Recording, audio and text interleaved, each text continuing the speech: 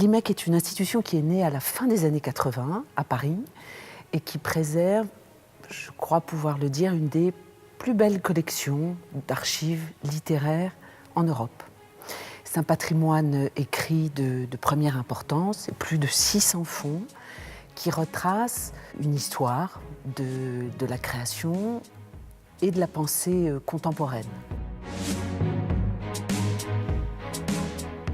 Ce sont les archives, par exemple, entre autres, de Jacques Derrida, de Louis Althusser, d'Emmanuel Lévinas, c'est-à-dire de très grands penseurs de ce qu'on appelle le second XXe siècle, mais aussi des archives de Marguerite Duras, qui est vraiment une très grande personnalité de la Normandie. Bref, une représentation importante pour la recherche, mais plus que ça, pour le public. 80% du patrimoine éditorial français, les plus grandes maisons d'édition, ont confié leurs archives à l'IMEC.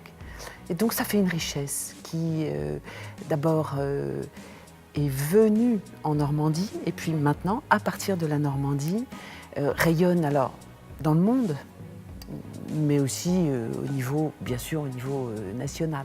C'est quelques 20 000 personnes qui viennent, que ce soit dans nos expositions ou que ce soit au titre de visite.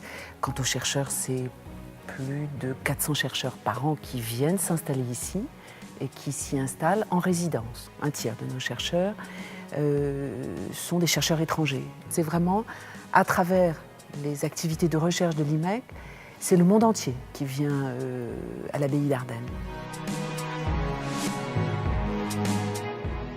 Tous les traducteurs de Derrida se réunissent depuis 10 ans, chaque année, pendant 8 jours, 10 jours, à l'abbaye d'Ardenne. Tous les gens qui viennent faire des films sur, je sais pas, François Giraud ou Marguerite Duras, viennent à l'abbaye d'Ardenne pour s'appuyer sur la matière inédite et toujours singulière et d'une très très grande beauté des originaux. Et c'est important aussi que le public sache et soit fier qu'il y ait des lieux de recherche sur son territoire, qu'il y ait des lieux qui soient très identifiés et très importants pour des publics lointains.